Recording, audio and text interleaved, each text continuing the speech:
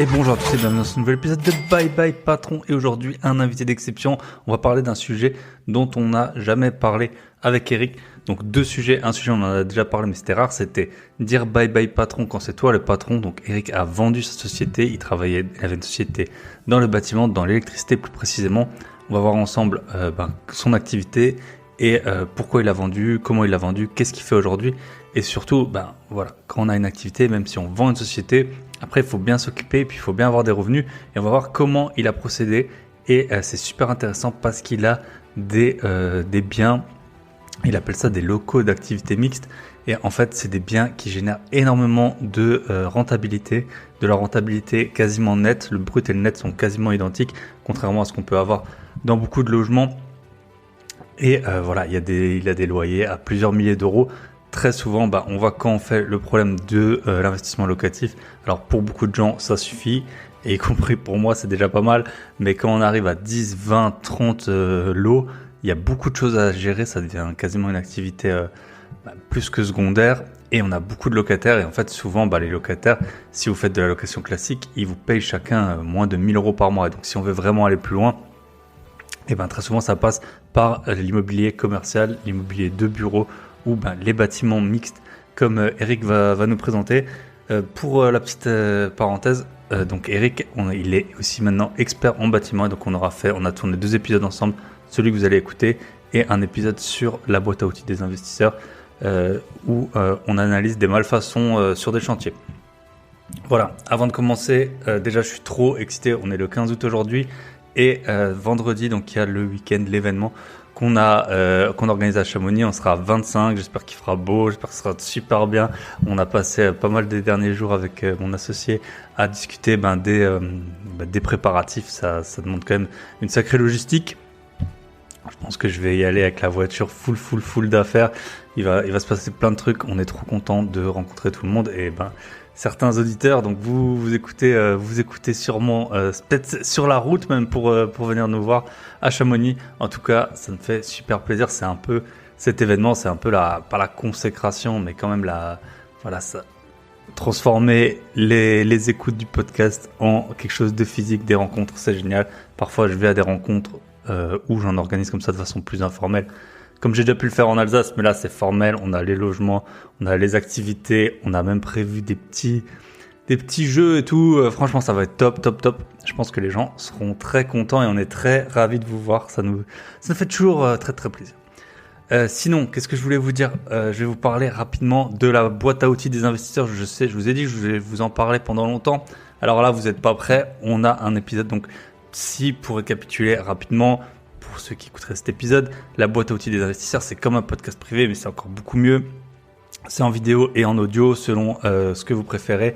La vidéo, on trouve c'est important parce que on a donc sur ce podcast privé des experts dans leur domaine. On a eu des architectes, des avocats, des courtiers. On a enregistré cette semaine avec un banquier qui nous explique comment avoir son financement plus facilement et quelle est la stratégie pour ça ? C'est de faciliter la journée du banquier en lui prémâchant tout le travail.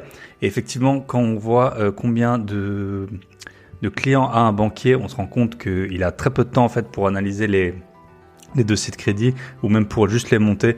Donc le plus facilement qu'on puisse les monter, le plus nous-mêmes en tant qu'investisseurs on fait de préparation, le plus ça va faciliter la vie du banquier et le plus vite vous pouvez avoir votre emprunt.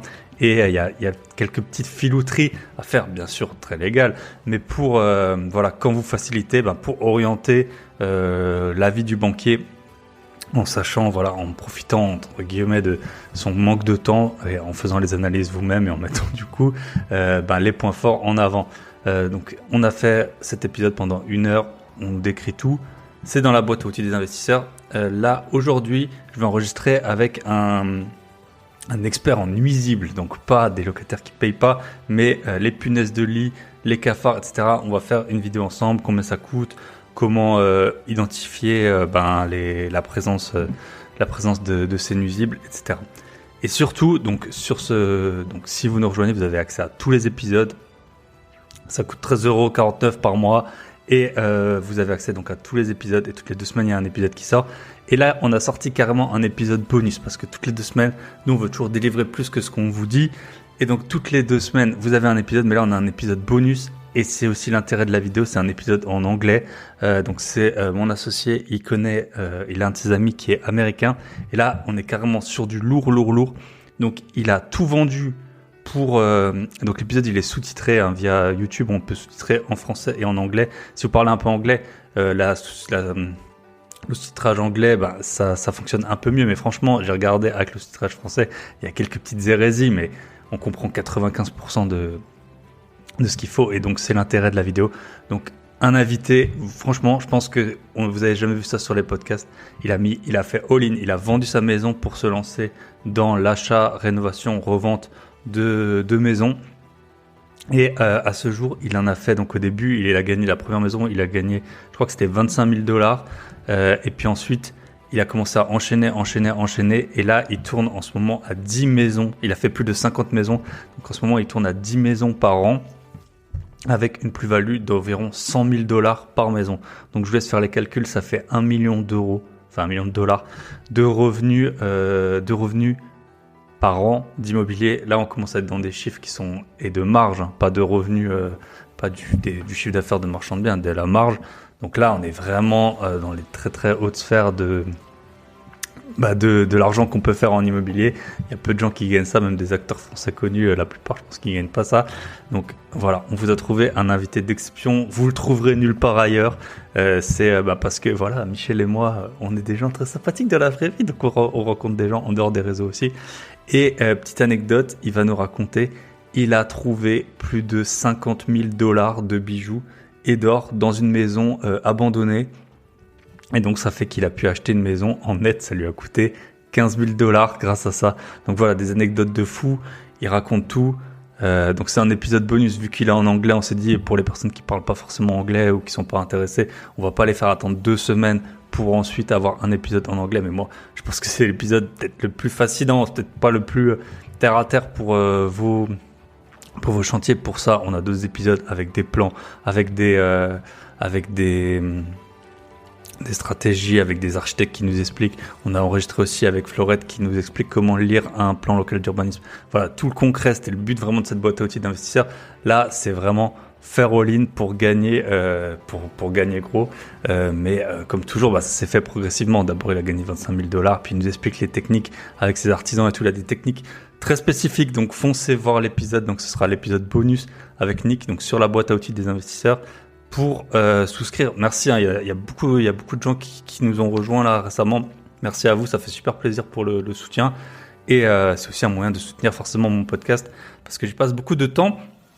Donc vous allez sur le site www.boîteabillets, bien sûr au pluriel.com, www.boîteabillets.com, et là-dessus, vous pouvez nous rejoindre. C'est un abonnement mensuel. Vous arrêtez quand vous voulez, bien entendu. Si vous pouvez nous contacter. On est dispo pour toutes les questions, que sais-je. Et il y aura des bonus. Il y a des bonus qui sont en train d'être mis en place. Notamment, vous allez avoir des réductions sur mes autres programmes. Et on est en train de mettre en place une sorte de communauté, ça s'appelle. Enfin voilà, on va faire un espace d'échange sur la boîte à outils des investisseurs. Donc rejoignez-nous, ça coûte 13 €. Si vous n'êtes pas content, vous arrêtez au bout d'un mois. Mais là, donc on a déjà, je pense que ce sera le 7e épisode qui va sortir en ce moment. Et donc il y aura un épisode en plus avec Eric. Sinon, qu'est-ce que je voulais vous raconter ? C'est tout. Non, c'était pas tout. C'était le seul point que je voulais voir avec vous. C'était pour vous remercier, parce que j'ai fait un petit appel en disant que j'avais pas beaucoup de notes, que j'ai moins de 1 note pour 1000 écoutes. Donc merci à Dugarry13. Bravo pour les épisodes pendant l'été. Bravo pour la diversité des intervenants. Et j'ai des intervenants assez variés. J'ai essayé d'un peu varier cet été. J'ai pas mal d'épisodes d'avance. J'ai beaucoup enregistré. Ça m'a beaucoup fatigué, je dois vous avouer. Mais j'ai beaucoup d'épisodes d'avance. Et comme ça va me permettre d'aller aussi sur d'autres projets. Et j'ai aussi Joël67. 67, ça ment pas. Très inspirant. Force à l'Alsacien. Merci à vous. Donc on attaque avec Eric. Et je vous souhaite une très bonne écoute.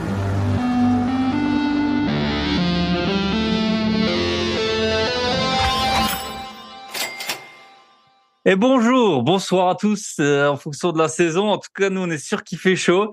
Aujourd'hui, ce soir, on est avec Eric. Salut Eric, comment ça va ? Salut Thibaut, mais impeccable, chaudement comme tu dis, mais Eh bah oui. en pleine forme. Contrairement à la dernière fois qu'on s'est vu en physique, c'était au repas des gentlemen investisseurs à une heure avancée de la nuit et où le bar avait déjà fermé, je crois bien. Enfin, en tout cas, voilà. Il a déjà bien servi. Quelle Il belle faisait soirée. froid. Voilà, c'était une belle soirée. On s'était rencontrés là, on s'était dit qu'on allait devoir faire un épisode. La vie a fait que ça passe vite et que on se retrouve en été à l'enregistrer. Bah écoute, je vais te laisser te présenter peut-être quel âge t'as. Toi, t'as dit bye bye patron. Donc c'est vrai qu'en fait, j'aime bien avoir sur le podcast Ouais. plusieurs niveaux d'avancement en fait de personnes. Et donc toi, t'es tout en haut quoi, au zénith de cette liberté. Et donc on va voir ensemble ton parcours, parler IMO commercial, IMO résidentiel, surtout société de construction.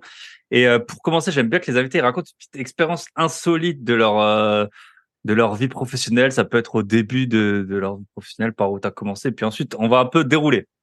Yes. Eh ben écoute, merci de ton accueil, c'est cool.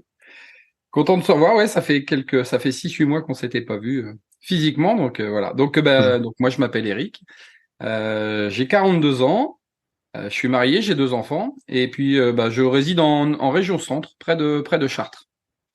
Voilà. Ok, top. Alors l'anecdote, elle est très bonne parce que moi, elle a vraiment marqué mon envie d'entreprendre. 16 ans, premier job d'été. J'habitais donc chez mes parents et dans un petit village de 300 habitants où au bout du village il y a une usine. Voilà, une usine où ils fabriquent du matériel. Et naturellement, tout le monde se connaît. Mon papa est allé taper à la porte du patron et elle lui a demandé, tiens, t'as pas un job d'été pour mon fils? Fais-lui faire du travail, ça lui apprendra la vie et puis il va gagner un peu de sous. Puis voilà, que c'est montre le travail.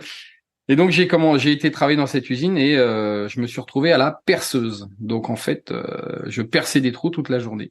Ok.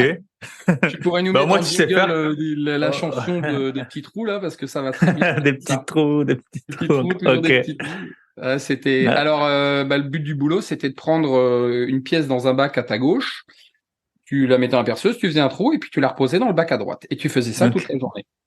Et là, je me suis dit waouh, waouh, waouh, waouh, waouh. Et donc tu discutes avec les collègues, le gars qui est juste à côté de toi, qui te montre le boulot et tu lui demandes ça fait combien de temps que tu es là? Ça fait 20 ans. Et tu fais ça depuis 20 ans? Oh oui, perceuse ou découpée, c'est pareil. Et ça te plaît? Ah ouais, ouais, moi je m'éclate. Et moi dans ma tête, Ok. je me dis mais c'est pas possible, c'est pas Mm. possible. Non mais c'est pas ça le boulot quoi, c'est pas. Donc là en gros, je me suis dit jamais, jamais, jamais. Mm. Donc j'ai fait ça job d'été donc un mois et puis après j'y suis retourné 15 jours je crois à un autre endroit pour gagner un petit peu de sous quoi, tout Mm. simplement. Mais Et ouais, c'est ça marrant, m'a. les collègues, à quel point ça peut.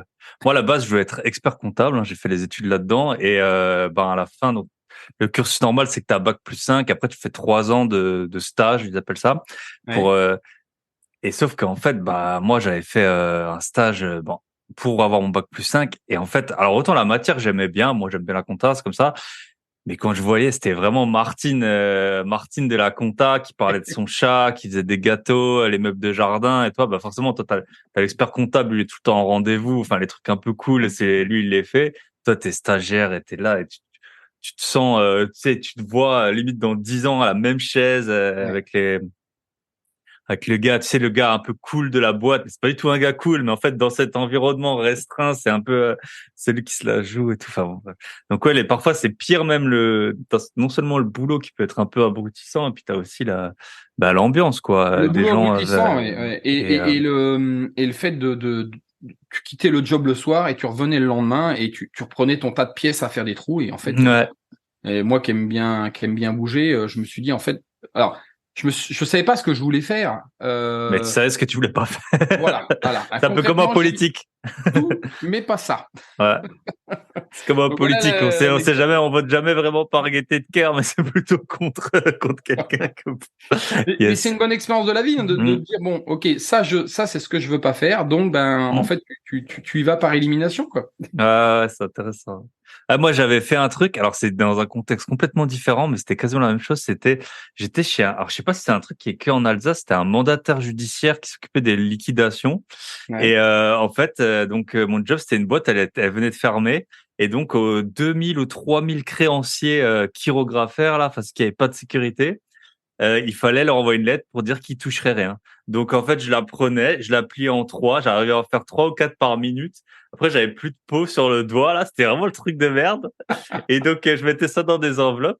Et puis après, je les passais dans la machine à affranchir, là, le truc, enfin voilà, où tu le fais mal. Enfin, même, c'est un boulot con, mais t'arrives à mal le Un faire boulot, parfois. un travail à la chaîne. Ouais. Ouais, voilà. Ouais, travail à la chaîne. Ok, Bah, c'est ce qu'on top. faisait. J'étais une partie de la chaîne de Ah, c'est construction. ça. Et alors c'est sympa de voir tout l'univers de l'industrie. Et t'es obligé d'avoir des gens. Et c'est bien, moi, mon collègue qui était à côté, bah c'était cool. Enfin, il y en a besoin de gens comme ça. En fait, Hmm. lui, ça lui allait bien. Il était pépère. Il avait pas besoin de réfléchir. Et puis, ça lui allait bien. Voilà. Ouais. Donc ouais, belle anecdote qui m'a mis un coup de pied au cul, que ça soit ensuite pour les études, etc. En tout cas, je me suis dit voilà, ça je veux surtout pas faire. Donc ouais, faut peut-être un peu bosser un peu plus à la maison, etc. Donc voilà. Donc après, pour continuer, pour dérouler mes études, j'ai fait mes études dans la technique, plutôt dans l'électricité, l'électrotechnique. J'ai fait un bac en électrotechnique. J'ai fait un BTS ensuite dans la domotique. Donc mon bac, j'étais sur Orléans. Après, je suis allé sur Paris pour mon BTS. Et ensuite, j'ai fait une licence, donc j'ai un bac plus 3 en intelligence du bâtiment, et là, je suis allé à Nantes. Ok. Voilà. Donc, je suis Et resté ensuite, dans ma passion, alors, qui était l'électricité dès le début. hmm, très intéressant. Et du coup, t'as enchaîné tout de suite avec ta société, t'as travaillé chez une société, comment t'as fait? Pardon. Alors, ouais, j'ai fait pendant mon BTS, donc mon BTS, c'était dans les années 2000. Je suis allé en stage dans une société sur Paris. Et naturellement, quand j'ai eu fini mes études, le boulot là-bas me plaisait bien et puis c'était une belle boîte. J'ai postulé là-bas. Donc j'ai fait un demi-entretien. Je suis arrivé, on a discuté avec le boss. Il m'a dit bon, t'as un stylo là pour signer? Je t'ai préparé un contrat.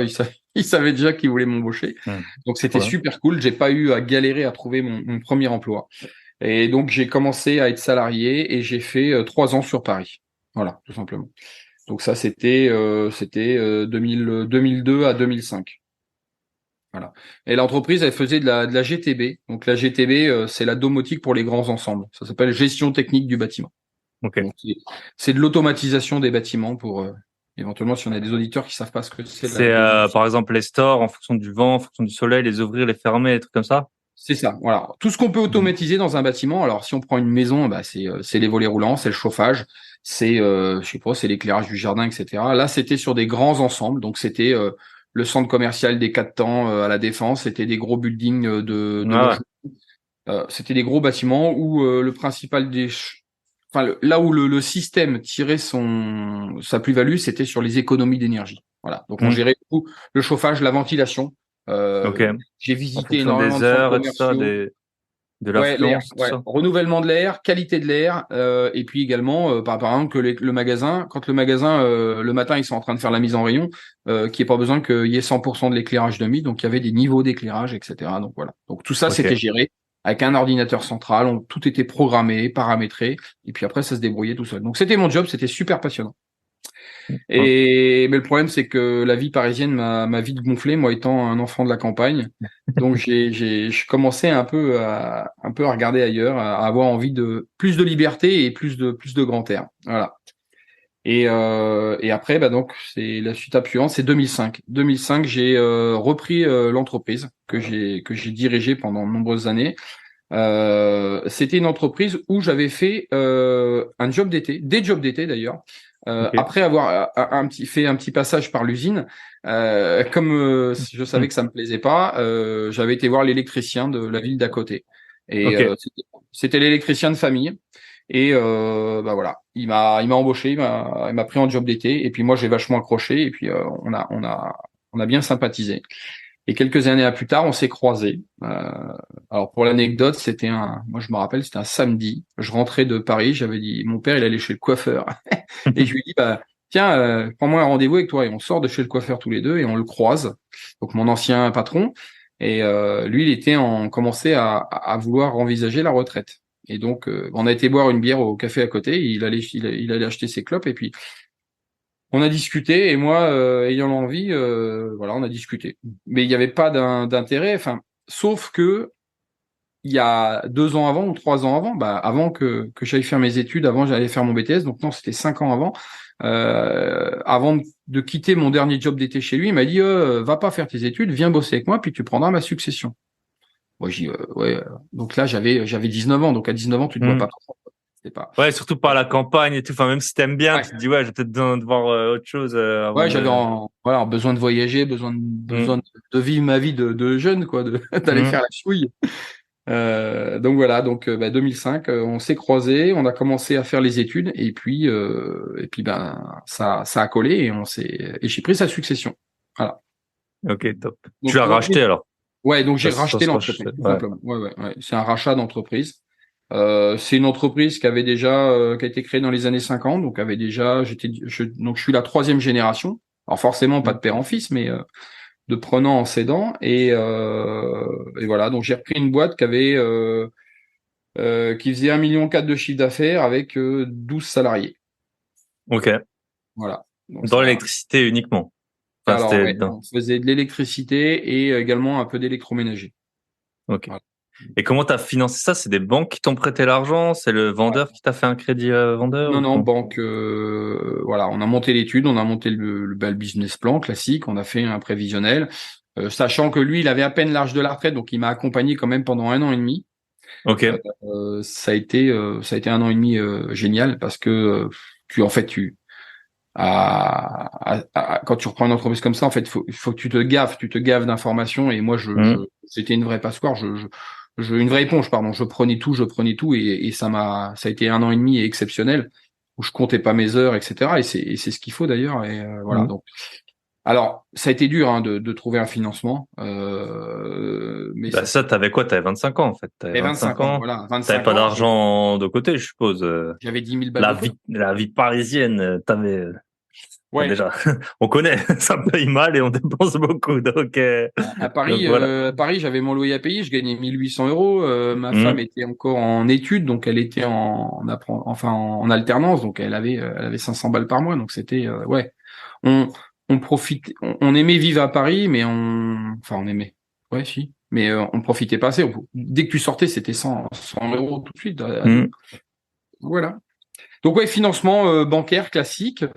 Euh, Montage d'une holding, achat de l'autre société, la société Ok. d'exploitation, et puis après c'est parti. Donc voilà, dès qu'on a eu le financement, c'était parti. Donc voilà. Donc Ok. électricité, électroménager, on faisait aussi de la climatisation, de l'antenne, et puis je faisais du particulier, du professionnel, agriculture et industriel. Ok. Voilà, c'était ma clientèle type. Et juste le financement, ça se passe comment? La banque, elle prend des garanties sur, il y a des garanties dans la société, enfin des actifs Ouais. qui avaient de la valeur ou quelque chose? Ou comment ça se passait? Alors ils font un nantissement départ. Ok. Voilà, en garantie. Et après, également, ils ont demandé une caution. Donc moi, Caution j'ai mis perso.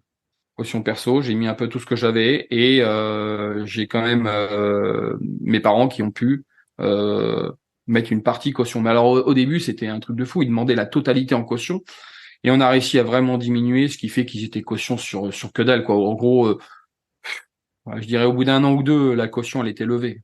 Hmm. Voilà. Et combien de temps t'avais pour rembourser? Eh bien, Souvent on dit c'est 7 7 ans, ans. souvent on dit, ouais, ouais. 7 Ok. ans. Alors moi, je l'ai pas payé en 7 ans, je l'ai payé en 9 ans. Ok.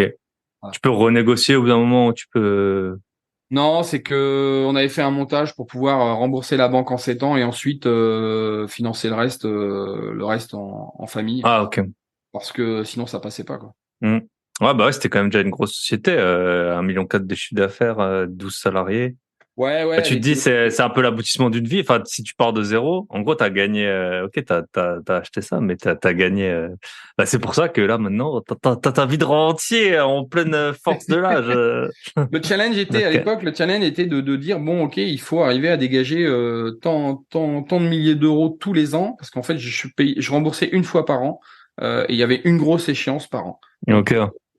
c'était un peu l'épée de Damoclès, mais c'est super bien, hein, ça te met Ça te met la Ah, c'est pression. un peu de la bonne pression, quoi. C'est, voilà. Ouais, bah, tu te défonces toute l'année pour pouvoir atteindre ton objectif, quoi.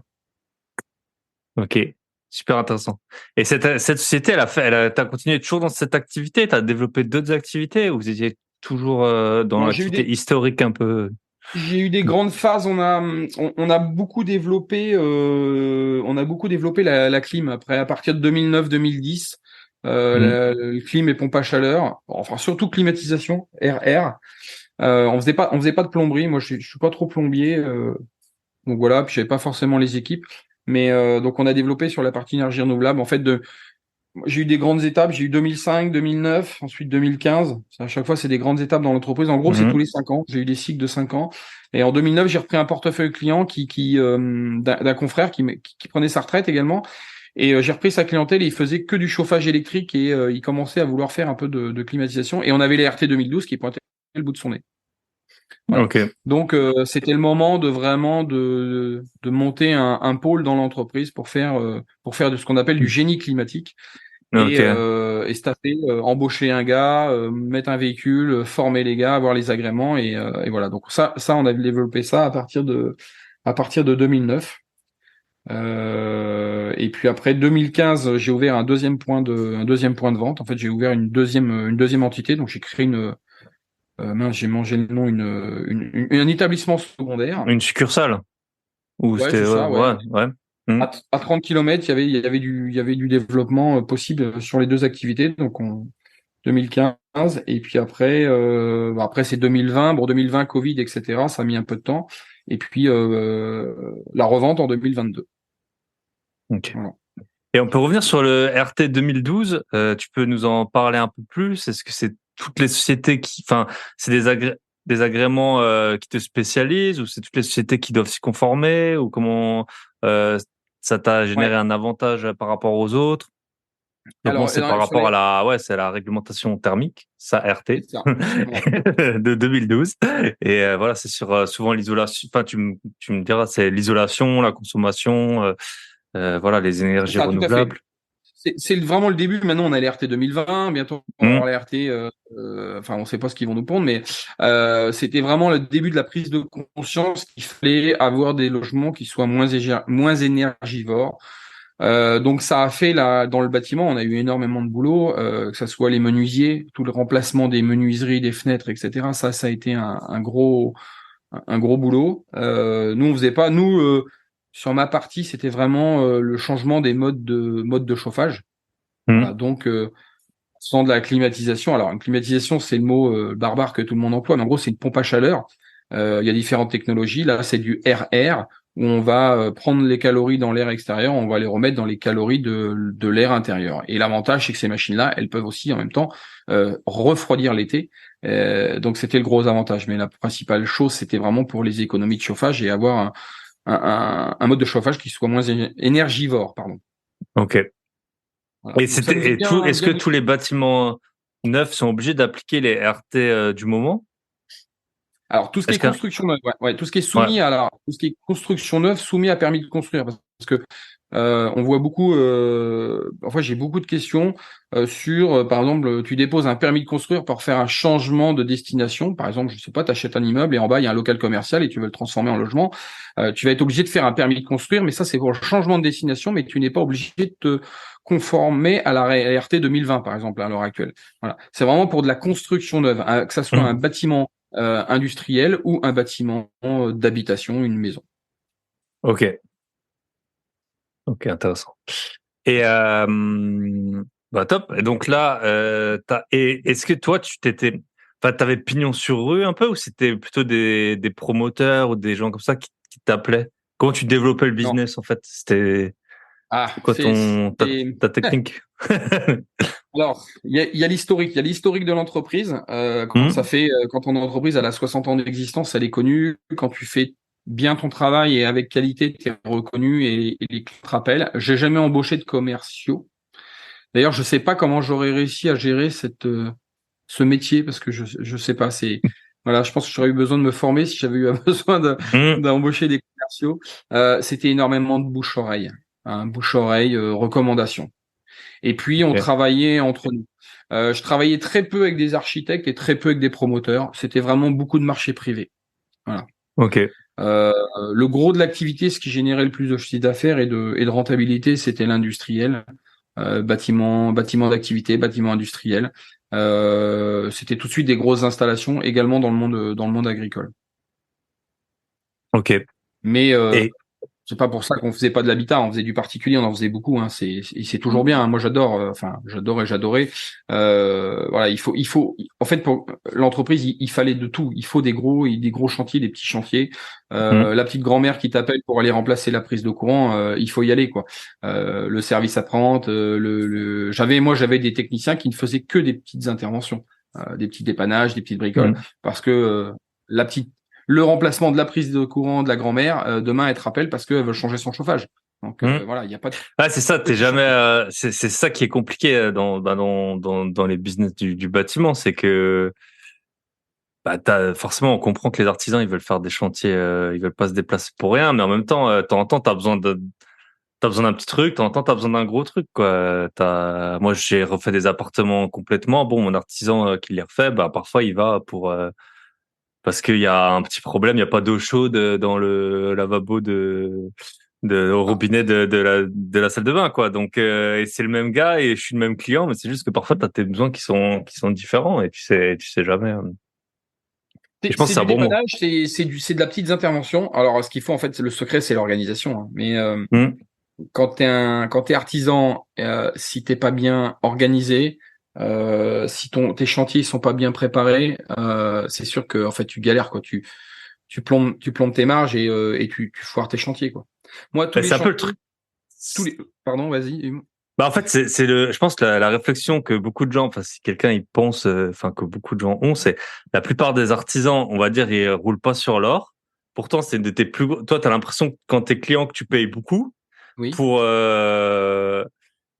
pour au final des gens qui roulent pas sur l'or. Donc, tu te dis, en fait, là, il est où le delta? Normalement, si tu payes cher, celui qui reçoit.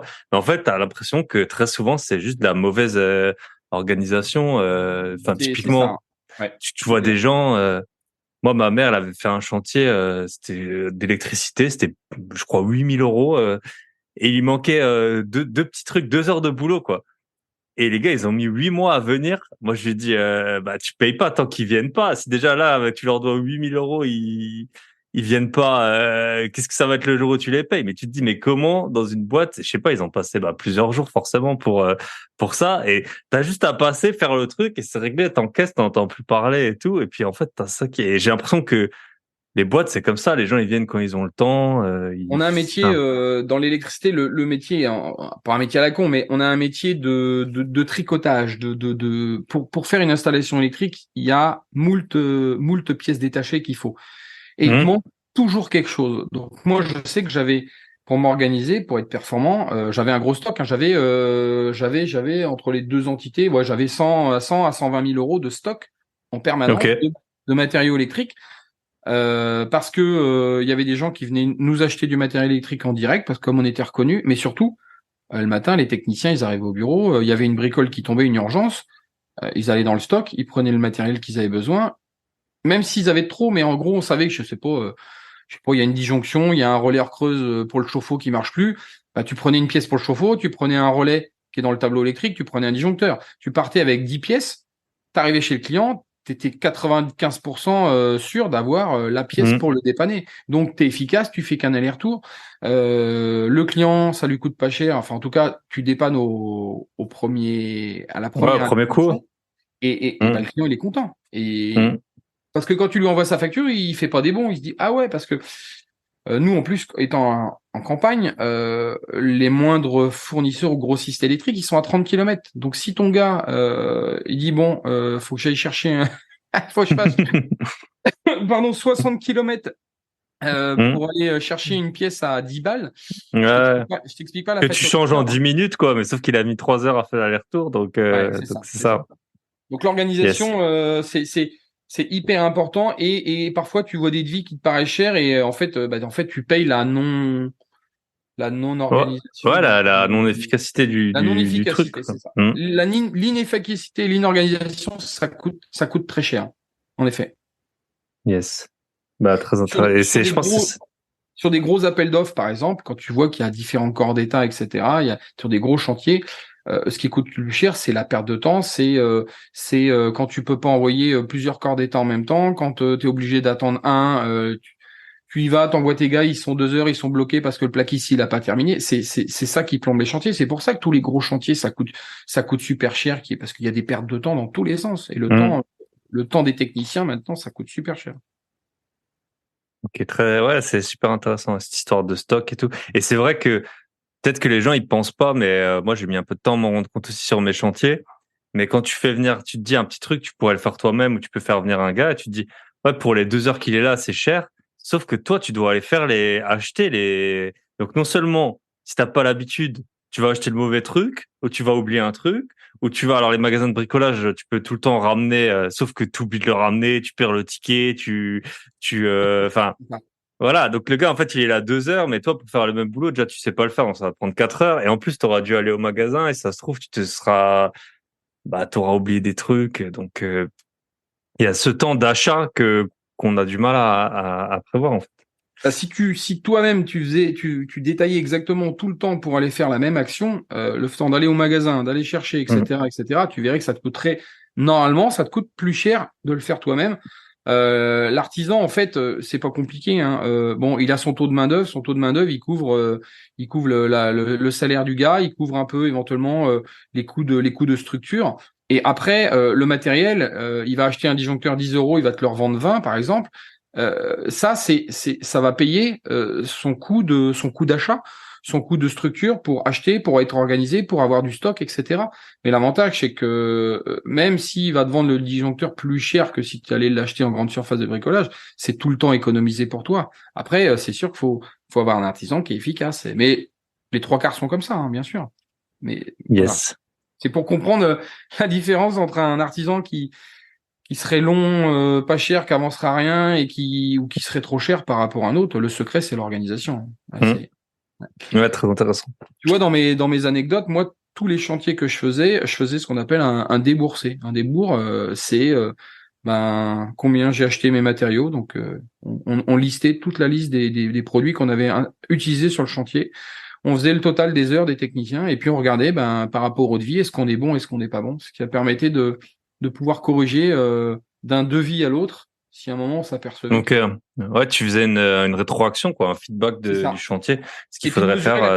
La qualité et la rapidité. Si à un moment on avait été mauvais, on pouvait essayer de déceler à quel endroit on avait été mauvais, à quel endroit on avait péché pour pouvoir corriger sur le chantier suivant, quoi. Et ça sert dans beaucoup de choses dans la vie, de faire un peu une rétroaction. Souvent, on en parle, on n'est pas là pour faire de la politique, mais tu vois, pour les politiciens, enfin, je donne un exemple. Moi, après, c'est parce que j'aime bien la liberté et tout, je déteste les caméras qu'il y a partout. Et t'as les gars, ils décident de mettre des caméras, mais personne n'a jamais fait une étude comme quoi ça sert vraiment. Enfin, surtout maintenant, t'as des caméras partout, quoi. Et je veux dire, il y a plein de choses dans la vie comme ça où t'as l'impression que c'est une bonne idée, les gens, ils le font. Mais après, plus personne se pose la question du bien fondé, de l'apport réel de la chose, quoi. Donc et surtout dans ces métiers un peu où parfois les gens, les artisans, il y en a plein, ils ont pas fait d'études et tout, ils sont plutôt manuels. Et en fait, il y a un moment, faut se poser et bon, faut faire appel à son bon sens, hein, et le faire, ça peut faire gagner énormément de temps. Et pareil sur vos appartements, vos visites et tout ça, qu'est-ce qui a bien marché, qu'est-ce qui a marché quand tu fais venir des locataires. Moi, j'ai ma locataire qui m'a envoyé la police là. Enfin, il y a récemment, j'ai eu la police dans un appartement. Croyez-moi que j'ai bien retenu la leçon. Ouais. Je sais quel type de profil je vais plus prendre. Donc voilà. On discute beaucoup avec des amis investisseurs et tu vois, ceux qui sont très méthodiques, qui vont prendre des notes, ne serait-ce que pour l'achat des meubles et de la déco ou au fur et à mesure du chantier. Les gens méthodiques, ils réussissent beaucoup mieux, ils vont plus vite, ils vont sortir leur chantier rapidement, leurs travaux vont être finis rapidement, ils vont bien gérer leurs artisans. Mais ça, c'est pas donné à tout le monde d'être très méthodique et très organisé. Donc, c'est ça. voilà. Yes. Et c'est vrai, moi, tu vois, mes locataires, je le dis souvent, et bon, après, ça va peut-être pareil tout le temps, mais moi, chaque fois que je prévois une journée de visite, je trouve un locataire dans tous mes as. Ça m'est arrivé une seule fois, je suis revenu, en fait, j'avais pas fait attention, c'était les vacances, là, c'était à Pâques, et du coup, j'ai eu beaucoup moins de candidats sur un appart, je pense que les gens étaient en vacances. Mais sinon, mais pourquoi? Parce que moi, c'est ma journée de visite, je l'ai prévue depuis une semaine. Les gens, je les ai déjà contactés. Je les relance pour être sûr qu'ils soient là. Enfin voilà. Et après, j'ai tout qui est prêt. Je décide dans les 24 heures si je le prends ou pas. Et voilà. Après, c'est réglé. Et en fait, j'ai jamais trouvé d'agent immobilier qui arrive à faire le même. Moi, ça me dérangerait pas de payer un agent pour ses prestations s'il me trouve si j'ai pas de vide locatif. Sauf que j'en trouve jamais. Et les gens, tu les appelles. Ah, j'ai 2 visites lundi, j'en ai une jeudi. Mec, ça marche pas comme ça. Faut regarder quand les gens ils sont Ouais. dispo. Ok, très intéressant. Alors, on a encore on a 3 choses à parler ensemble. Ah, Donc, le premier point, ça va être quand même la suite de la vente. T'as vendu. Pourquoi t'as vendu? ouais. Et puis ensuite, on va avoir tes investissements immo, commerciaux et d'habitation. Et puis aussi la non-retraite. Comment ça se passe maintenant? Ouais, donc j'ai revendu mon entreprise en novembre dernier. Donc Euh, 2022.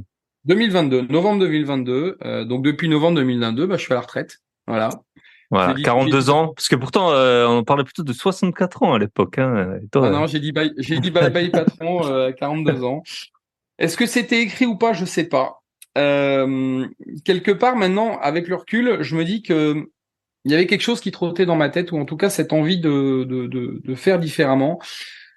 C'était une super expérience, hein. C'était top. Mais quelque part, je m'étais créé, enfin, j'étais dans ma propre rat race, hein, c'est clair. L'embauche des gars à 8 heures le matin, gérer les chantiers, la pression des clients, et puis ce souci c'est de. 120 000 euros de stock, mine de rien, ça pèse aussi. Hein, les stocks, c'est... Ah oui, oui, oui, oui, oui, Ouais, oui. ouais. Oui, mais bon, moi enfin, on en discute beaucoup avec d'autres chefs d'entreprise. Moi, le Mhm. stock, ça m'a jamais inquiété parce que je savais que grâce à ça, j'étais performant. Donc, Ok. voilà. Et puis une fois qu'il est en route, le stock, ça roule. C'est pareil, Mhm. comme c'était une reprise, il y avait déjà du stock, je l'ai amélioré, mais la boule de neige, elle continue. En fait, Mhm. Ok. ouais, voilà. Mais ouais, le train-train quotidien, l'embauche tous les matins, faire les appros de chantier, aller voir le chantier, aller voir les gars. Voilà, je m'étais créé ma propre rat race et, et comme je disais tout à l'heure, j'ai eu des cycles de 5 ans. Tous les 5 ans, j'avais des projets. Et là, le projet, c'était de dire quoi? C'était de dire, on va rebondir, je vais faire quelque chose. Et puis, la vie a fait que j'ai rencontré quelqu'un qui était intéressé par la reprise de l'entreprise. Donc, au lieu de redévelopper et de rester peut-être enfermé dans cette rat race, l'occasion, ça a été de franchir le pas, parce qu'en parallèle aussi, les investissements IMO le permettaient et permettaient d'avoir la liberté financière et en tout cas de pouvoir partir sereinement, quoi. Mhm. Voilà. Ok. Donc, Yes, top. c'était ça, novembre, Un l'année, mélange de... novembre 2022. Mhm. Ben, mon père, il m'a parlé d'une histoire. Je raconte aujourd'hui, c'est les histoires de famille. Voilà, on est dimanche. Allez. En fait, il a un pote, enfin un gars qu'il a connu il y a pas super longtemps, et il a eu des boîtes, le gars. Et en fait, il est assez riche maintenant parce que plusieurs fois, il n'avait pas du tout prévu de vendre. Et quelqu'un est venu, il lui a dit, c'est pas à vendre. Et lui, il a dit, bon, bah, quitte à vendre, je vais parler d'un prix. Et je crois qu'il m'avait dit d'abord, c'était une boîte de peinture. Et ensuite, c'était un resto, mais rien à voir. Et à chaque fois, il a dit, bon, je sais pas, admettons, ça vaut, j'en sais rien, moi, 2 millions. Il a dit, bon, bah, si vous le voulez, c'est 4 millions. Et les gars, ils ont dit, OK. Et donc, le gars, il s'est retrouvé 2 fois dans la vie à vendre des trucs qu'il avait pas du tout prévus, mais sur base juste de rencontres, de bonnes rencontres, quoi. Donc voilà, parfois t'es Oui, déjà dans un état d'esprit, puis tu rencontres des gens, et puis, il y a de la spéculation aussi sur la vente de société, hein. C'est sûr que Hum, tu revends une start-up, etc. D'ailleurs, c'est le modèle économique de la start-up, c'est de dire, c'est de monter un business, d'être sur une niche et puis de la revendre éventuellement à plus gros. Alors moi, hum, c'était pas plus gros, c'est vraiment une envie de changement. Moi, concrètement, ma boîte, je l'ai revendue moins cher que je l'avais acheté. Mais, ok. mais il y a 18 ans, ouais, je l'ai tenu 18 ans. En 18 ans, le marché des sociétés dans mon activité a beaucoup bougé. Donc voilà, Ok. on s'en fiche, c'est Puis comme bon, ça. bah après, c'était moins cher, mais tu l'avais payé, quoi. Entre-temps, t'avais eu le Voilà, ah temps de oui, la payer grâce à la elle était société. largement payée. Ouais. Tout à Donc, fait. yes. Et comment ça se... Bon, souvent on dit une société, ça vaut le prix qu'on t'en donne.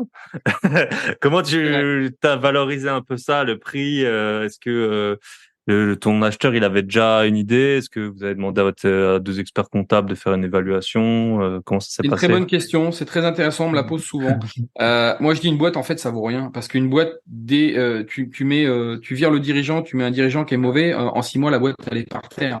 Une boîte, ça vaut pas rien, c'est juste pour parler, mais parce que une fois que t'as des hommes, mais des hommes, faut leur payer leur salaire, tu peux avoir un peu de matériel. Mais si tu fais pas bien ton boulot de commercial, si tu fais pas des bons de vie, etc., elle est vite par terre. En gros, nous, il y a 5 méthodes principales pour estimer une entreprise.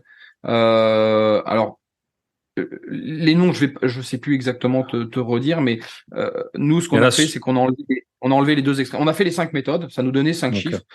On a enlevé les 2 extrêmes, le moins cher, le plus cher, et on a fait la moyenne des 3 qui restaient. Ok. Et j'ai pris exactement la même méthode que quand j'ai acheté, en fait, parce que l'expert comptable c'était le même. Donc voilà, on a Ok. pris les mêmes méthodes. Ça nous a donné un prix. Et après, en fait, ce prix-là, tu regardes si la boîte, elle est capable de sortir en 7 ans. Je sais pas, Hmm. par exemple, C'est ça, du cash flow 7 pour ans, payer ça. Ouais. je sais pas, 300, et je te donne un chiffre, 350 000 euros ou 3,5 millions. Est-ce que la boîte, elle est capable de dégager 50 000 euros par an? Hmm. 7 fois 5, 35, est-ce qu'elle est capable de se payer en 7 ans? Voilà. Hmm. Le banquier, il raisonne que comme ça. Donc, Hmm. après, il y a un ajustement par rapport au potentiel de l'entreprise, par rapport aussi à la conjoncture actuelle, et voilà. Ok. Intéressant. Du coup, bah, on reviendra maintenant sur, on va faire tes investissements et après on fera ta retraite, non retraite. Les Alors investissements, en parallèle, si ce que je peux dire en parallèle, c'est que il y a un an, j'ai remonté une autre entreprise, pas l'entreprise de l'avenir, mais une entreprise que j'exploite actuellement, où je fais de la rénovation tout corps d'état. Donc ok. en fait, j'ai voulu créer cette structure-là parce que j'avais des petites demandes, soit d'amis investisseurs, soit de relations, et voilà. Et surtout, j'avais un besoin pour mes propres invests. Parce que Ok. faire supporter les travaux sur des SCI ou sur d'autres structures, parfois c'est pas les meilleurs montages. Donc le fait d'avoir une structure à côté qui fait de la prestation de service pour mes sociétés, voilà. Donc ça c'est venu en parallèle. Et là, tu as des employés à plein temps. Non, non, non, Ah, non, ok. non. Je peux en faire C'est une souvent ce partie, qu'on mais dit, ouais, que tu n'arrives pas sous-traitance. vraiment à avoir, Je, tu peux pas je fais nous. faire par des entreprises. Moi, je fais la maîtrise d'œuvre. Euh, Ok. je prends ma marge et je refacture. Ok. Très intéressant. Et ça, bien sûr, c'est légal. Il faut juste bien Ah oui, ficeler et bien documenter comment vous faites, euh, histoire bien de sûr, parce que léser j'ai des personne. clients. Oui, bien Ouais, sûr. ouais. Euh, ok. Et du coup, les invests, ça a commencé quand? Ça a commencé. Alors moi, je me suis réveillé très tard, hein. Concrètement, je me suis réveillé un matin et je me dis en fait, je kiffe faire des choses pour mes clients. Je kiffe gérer des chantiers. Je kiffe les aider dans leurs invests ou parce que j'ai fait aussi pour des clients qui ont fait des logements locatifs. Et Mhm. puis je me dis mais en fait, mais j'ai rien fait pour moi en fait. Mhm. Ouais, puis quand tu es Euh, entrepreneur, si t'avais déjà cet état d'esprit de la boîte vaut rien, entre guillemets, bah, tu te dis, ouais, il y a peut-être un moment, il va falloir construire un truc, quoi. C'est ça. Et puis aussi le fait dans les premières années, t'es la tête dans le guidon, t'as la pression de la Mhm. banque, et t'es la tête dans le guidon, donc tu fais avancer ta boîte, t'es passionné et ça roule. Puis comment tu commences un peu à relever la tête du guidon en disant bon, qu'est-ce que j'ai fait pour moi, et je vois que la roue tourne, je vois qu'à côté de moi ça avance, j'ai des amis qui investissent, et puis moi j'ai rien fait. Tu dis oh là, va peut-être falloir se réveiller. Donc j'ai commencé par ma RP, moi, 2007, j'ai acheté ma RP. Voilà. Et puis voilà. Et donc après, vraiment démarré qu'en 2014. Et moi, j'ai commencé dans l'immobilier commercial, dans des bâtiments d'activité, ce que j'appelle des bâtiments mixtes d'activité. C'est des bâtiments typiquement que tu retrouves en zone artisanale, des bâtiments en structure métallique. Donc construction métallique, bardage métallique. Donc dedans, ça peut être des locaux d'activité pour un artisan, pour faire du stockage. Ça peut être également faire du commerce, tu vois, dans les zones commerciales. Genre, ah, le chaussure, des trucs comme ça, là, un peu Voilà, c'est ça. Ouais, les c'est ça. Ouais. magasins comme ça, là. c'est pas des gros, c'est pas un supermarché, hein, parce que le supermarché, c'est vraiment la taille, tu prends Ikea, c'est vraiment des bâtiments énormes. Moi, c'est des bâtiments, mon plus gros bâtiment, il fait 1000 mètres carrés. Ok. Donc voilà, donc c'est des bâtiments comme ça que tu peux retrouver en zone commerciale ou en zone d'activité. Donc ça, c'est mon Ok. premier bâtiment en 2014. C'est un Et juste ces bâtiment. bâtiments, ils ont Oui, des durées de vie, le fait que ce soit en métal, t'as des durées de vie qui sont inférieures, enfin, est-ce qu'on, non. non, bah Ok. non. Le bardage donc métallique extérieur, lorsqu'il Hmm. est éventuellement abîmé, ça se remplace, hein. C'est un jeu de mécano, hein. Tu Ok. démontes les anciennes tôles. Bien souvent, quand tu démontes, tu vas remplacer l'isolation parce que les isolants, ils ont évolué. Donc, tu en profites pour Hmm. remettre un peu ton bâtiment aux normes et tu remplaces la tôle. Ou également, tu peux même en remettre en surimposition, c'est-à-dire que tu remets des profils, tu remets de l'isolation et tu remets une tôle neuve par devant. Euh, Hmm. Typiquement, dans les zones commerciales, tu vois, quand ça change d'enseigne, par exemple, je sais pas, tu avais un magasin bleu et puis le nouveau magasin, son concept, c'est le rouge. Ils font de la peinture. Bon, la peinture, ça tient pas longtemps. En fait, c'est une solution entre deux avant de changer les tôles. Parce que de changer les tôles, Ok. ça coûte plus cher. La durée de vie, non, je dirais, ça peut pas tomber par terre. Il y a pas de. Ok. Ouais, non, c'est. Après, c'est peu le bâtiment qui peut se démoder, etc. Mais on voit énormément. Et d'ailleurs, ça fait partie de mes activités. C'est d'avoir des vieux bâtiments un peu moches, un peu désuets qu'on remet au goût du jour, qu'on va Ok. moderniser et qu'on va mettre aux normes. Ok. Voilà. Et ça, tu peux nous donner, peut-être pas forcément pour tes bâtiments, mais un ticket, s'il y a des tickets, c'est quoi le ticket? Moi, je connais pas du tout ce marché, donc combien ça. Déjà, est-ce que tu payes en fonction de la surface ou en fonction de la renta plutôt, vu que c'est du commercial? Et c'est quoi le ticket d'entrée pour ce genre de. Il y a vraiment de tout. Il y a l'emplacement. Hmm. Déjà, l'emplacement, ça va faire le prix. Là, par exemple, je te donne le premier bâtiment. C'est 350 000 euros pour 600 mètres carrés, Hmm. avec 2000 mètres carrés de terrain. On est dans une commune de 5000 habitants. On n'est pas à Chartres, parce que à Chartres, le même bâtiment, c'est deux fois le prix. C'est minimum, voilà. Et là, on était en 2014, donc voilà. Hmm. Euh, ouais, donc par rapport à ta question, l'emplacement est hyper important. Forcément, quand tu es dans une grosse agglo, bah, l'emplacement, il y a plus de monde, il y a plus de Hmm. population. On voit vraiment de tout. Euh, Puis t'as un peu même le plan de circulation, je suppose, parce que souvent dans ces zones, t'as des magasins où t'es obligé de. Je oui. m'arrête souvent à un McDo sur la route, je dois faire tout un trajet pour y arriver. Et du coup, je suppose que voilà, par rapport au premier. Si tu arrives à un rond-point et que ton bâtiment il est dans un des quatre coins du rond-point, c'est Mhm. un emplacement premium. Tu as une Mhm. visibilité, tu as une facilité d'accès. Et dans toutes ces zones artisanales, après, tu as des deuxième ligne, troisième ligne, quatrième ligne. Mhm. Donc forcément, le gars qui est à l'autre bout de la zone, s'il veut mettre une enseigne ou une pancarte de pub, quand tu passes sur la Personne la nationale, voit. tu la Ouais. vois pas. Après, il faut savoir, faut venir exprès pour cette personne-là, quoi, pour Mhm. cette activité-là. Donc là, voilà, moi, je pourrais te donner les chiffres que j'ai fait Ouais, bien euh, sûr, hein. Si tu veux partager. pour te donner un ordre d'idée. Mais il y a des bâtiments que tu vas acheter sur Chartres. Tu as des bâtiments entre 1000 et 1500 euros du mètre carré. Là, celui-là, je l'ai payé 500 euros du mètre carré. Voilà, c'est vraiment l'emplacement qui va Mhm. être. Et l'aglo. Ouais. Et aussi Ouais, et après, ça dépend du coup du business que tu vas y mettre. Parce que si par exemple, c'est juste des bureaux où t'as pas besoin forcément de passage, bah, je sais pas si donc, t'es pas forcément obligé d'être à ce point du rond-point. Et après, alors que Il y a si c'est moins de un différence. magasin, Ouais, ok. ouais. Mais dans les zones artisanales, je trouve que tu sois en première ligne ou en cinquième ligne, il n'y a pas des grosses différences De de prix. prix. C'est Ok. vraiment la zone. Après, c'est sûr que si tu arrives à choper l'emplacement premium au même prix que la cinquième ligne, Hmm. c'est top, quoi. C'est C'est bien. royal, ouais. Ok. Et l'état des bâtiments, c'est pareil. L'état des bâtiments ne rôde pas trop en ligne de compte. Ok. Tu arrives à beaucoup moins à faire de la décote sur du bâtiment d'activité. Ok. Parce que c'est dû au mode d'exploitation. Sur des bâtiments d'activité, tu es en exploitation en baux commerciaux et le propriétaire, il doit le clos le couvert et après, c'est le locataire qui fait ses agencements intérieurs. Hmm. Donc quand un locataire arrive et dans un bâtiment qui a déjà été cloisonné ou qui a déjà un agencement, si ça correspond pas du tout à son activité, mais qui veut cet emplacement, le locataire il arrive, il rase tout, et il refait un agencement complet Donc, à l'intérieur. Voilà. hmm.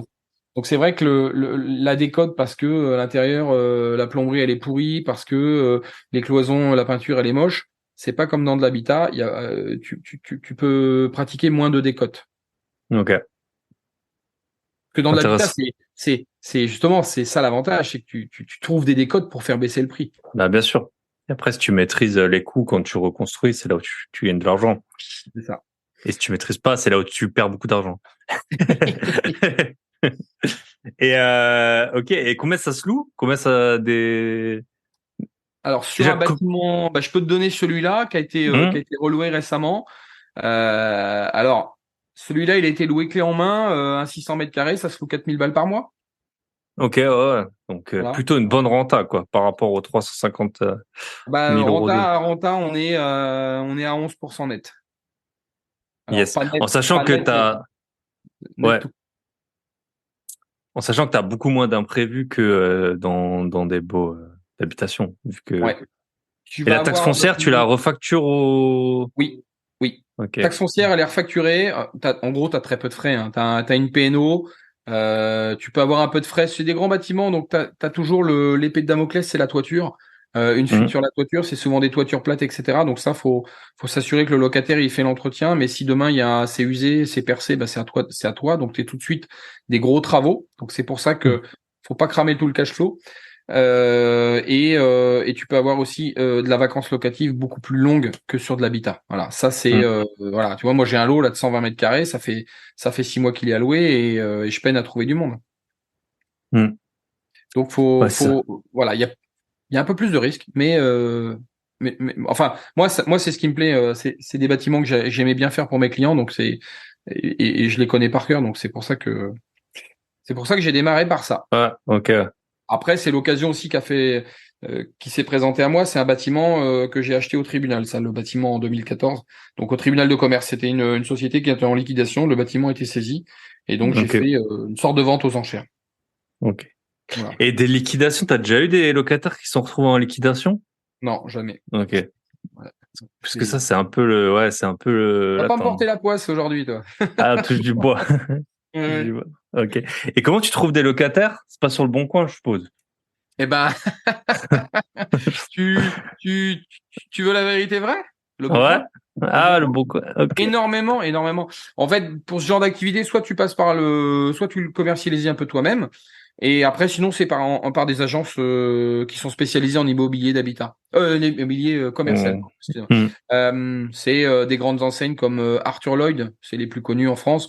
Mais en fait, t'as des sociétés un peu spécialisées dans chaque agglo. T'as une société, plusieurs, pardon, sociétés qui sont spécialisées en immobilier professionnel. Voilà. Mais le bon coin marche Ok. bien, hein. C'est marrant, tu sais, parce que quand on est investisseur ou entrepreneur, t'as toujours géré le risque, c'est une grosse partie. Et en Oui. fait, nous, on est tous méga dépendants du Bon Coin. Quoi, je veux dire, c'est un truc de, si demain le Bon Coin, il te fait payer 300 euros ton annonce, tu vas la payer, hein. Et ils le savent, hein, ils le savent. Et à l'étranger, c'est comme ça, hein. Il y a des sites qui existent où, en fait, pour déposer ton annonce de location, ça coûte 200 euros et puis tu la payes, c'est comme ça, hein. Donc, et on voit bien, hein. Nous, enfin, je sais pas si tu payes parfois. Moi, je paye pour faire remonter les Ouais. annonces. Alors, c'est pas, je sais pas, c'est peut-être 6 euros, mais il y a pas longtemps, c'était 2 euros. Après, c'était 4 euros. Après, c'était 6 euros. Et puis, Avec le bon coin, ça- je suis souvent bloqué. Je navigue avec, j'ai deux comptes parce que surtout sur, par exemple là, sur de l'immobilier professionnel, dans la catégorie, il te limite à deux annonces. Et parfois, ah je suis amené à mettre trois annonces ou quatre annonces en même temps. Donc, ouais. j'ai deux comptes sur le bon coin, comme puis maintenant ils sont sécurisés. Il faut le numéro de téléphone et tout ça. Mais bon. Ah ouais, c'est ça. Ouais. Mais je mets toujours du bon coin et en parallèle, je passe aussi par des professionnels parce que j'ai pas forcément aussi le temps ou l'envie de faire des visites. Et puis Mm. l'avantage quand même de ces sociétés-là, mais c'est comme un agent IMO, il va déjà dégrossir, il va déjà voir la solvabilité, il va déjà voir si le projet, il va déjà envoyer des documents, il va laisser les gens aussi réfléchir parce que t'as t'as une partie aussi, c'est des entrepreneurs et ils ont besoin de monter leur business plan, ils ont besoin de voir si le local correspond à leur activité, de faire des plans, de faire des devis d'agencement et donc tout ça, ça prend un temps fou. Donc il y a un moment, oui, enfin moi je travaille avec des professionnels. Hein. Le but c'est pas de tout faire moi-même. Hein. C'est chacun son travail et ça apporte une belle valeur ajoutée une fois que c'est loué. Et tu prends combien de dépôts de garantie pour ce genre de Entre 2 et 6 mois. En fait, je demande 6 mois et après on négocie. Après, on négocie. Parfois, ça finit à 2-3 mois, mais déjà quand t'as 3 mois, c'est bien. C'est bien. Okay. Dépôt de garantie. Ok, top. Donc là, tu as acheté ce bien 2014 et ensuite tu as acheté 2016. 2016, j'ai acheté le bâtiment dans lequel mon entreprise était. J'ai enfin réussi à l'acheter. Donc voilà. Donc celui-là, tu l'as pas revendu? Non. Mon successeur l'exploite et je lui loue. Donc là, c'est pour donner un peu des chiffres pour les auditeurs se rendre compte, c'est 900 mètres carrés, 480 000 euros. Ok. Ensuite, voilà. Ensuite, j'ai fait une pause. Dans la même année, 2016, j'ai acheté ma résidence secondaire. Donc, j'ai une résidence secondaire en bord de mer que j'exploite maintenant en LCD. Ok. Voilà. Alors au début, non, elle n'était pas du tout exploitée en LCD, mais il y a 2-3 ans, j'ai compris que c'était pas mal en fait. C'est dans quel coin? C'est en Vendée. En Vendée. Okay. Voilà. Et puis ensuite, j'ai continué. 2020 ensuite. 2020, j'ai acheté un petit corps de ferme dans lequel j'ai fait des gîtes. Donc j'exploite en LCD, dédié pour des travailleurs, principalement pour des travailleurs. Ok. Voilà. Il y a un grand gîte, un petit gîte. Donc j'ai ce qu'on appelle 2 gîtes. J'appelle ça des gîtes parce que ça s'appelle comme ça dans mon coin, mais voilà, c'est un peu voilà. C'est des apparts dans une ferme, c'est ça? Ou une maison? C'est même une maison. Hein. C'est une maison avec 3 chambres. Donc, ça peut être une sorte de grosse coloc, si tu veux. Souvent, c'est loué à la semaine. Il y a des travailleurs d'une société qui viennent et ils ont chacun leur chambre indépendante. Ils ont la pièce commune et puis voilà. Donc ça, voilà. Ensuite, c'est 2000. Après, c'est 2020 où là, j'ai vraiment. Tu te sentais là. Tu t'es dit ouais, c'est maintenant ou jamais. Là, 2020, j'ai vraiment mis les 2 pieds dedans. Donc 2020, j'ai acheté un deuxième bâtiment au tribunal de commerce. Donc j'ai acheté, c'était quoi, 300 mètres carrés, 225 000 euros avec les travaux. Ouais, j'ai fait quelques travaux, il fallait faire des clôtures, etc. Je l'ai agrandi à cheval dans la foulée. 6 mois après, j'ai agrandi, voilà. Donc c'est un bâtiment que j'ai divisé en 2. C'est un bâtiment de 300 mètres carrés. J'ai fait 2 cellules, une 280, une 220 mètres carrés, et j'ai ragrandi sur une cellule de 200 mètres carrés. Donc au total, ça me fait 500 mètres carrés. Et en fait, j'ai mis j'ai fait du photovoltaïque sur la toiture. Ok. Donc ça, c'est mon meilleur locataire. Celui-là, il m'appelle jamais. Je suis tranquille. Mais là, t'as un Ah non, le panneau. Le panneau, ouais, les panneaux solaires. Ah. En fait, je dis, ça fait 4 lots. Hein. J'ai 3 lots, j'ai 3 locataires et le 4e lot, c'est le soleil qui est sur le toit Ah ouais. Voilà. Qui t'embête pas. Qui m'embête pas. Yes.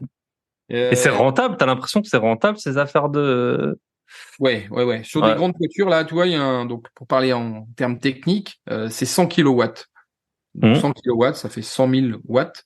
100 kilowatts de production, c'est un billet de 80 000 euros d'installation, tout compris, avec le raccordement Enedis, etc. Ça se paye en 10 ans. Voilà. Okay. Et puis, ça a une durée, les panneaux, ils ont une durée de vie de 20 ans, ils ont une garantie de 15 ans. L'onduleur, c'est pareil, donc voilà. Et les prix, c'était plus ou moins fixé pour une période quand tu as acheté? Alors, les prix de rachat, de revente de l'énergie? Ouais, du kilowattheure. Ouais, alors les prix, ils sont réévalués tous les trimestres. Là, il y a des prix qui sont publiés. Moi, tu vois, je suis à 10 centimes, à peine, 9,80, je crois. Voilà.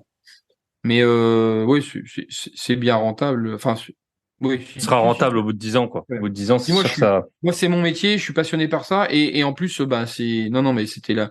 Je cherchais sur quel bâtiment je pouvais faire du photovoltaïque, parce que tu peux pas le faire sur tous. Là, c'était un bâtiment en double pente qui était en structure métallique.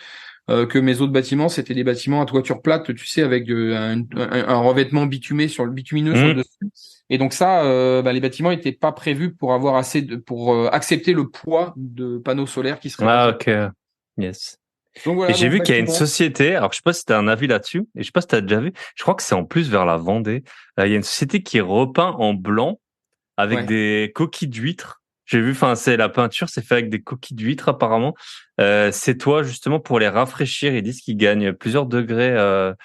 C'est vrai que enfin, quand tu C'est vois top. le, Je suis ouais, 100% d'accord. Ça marche super bien. ok.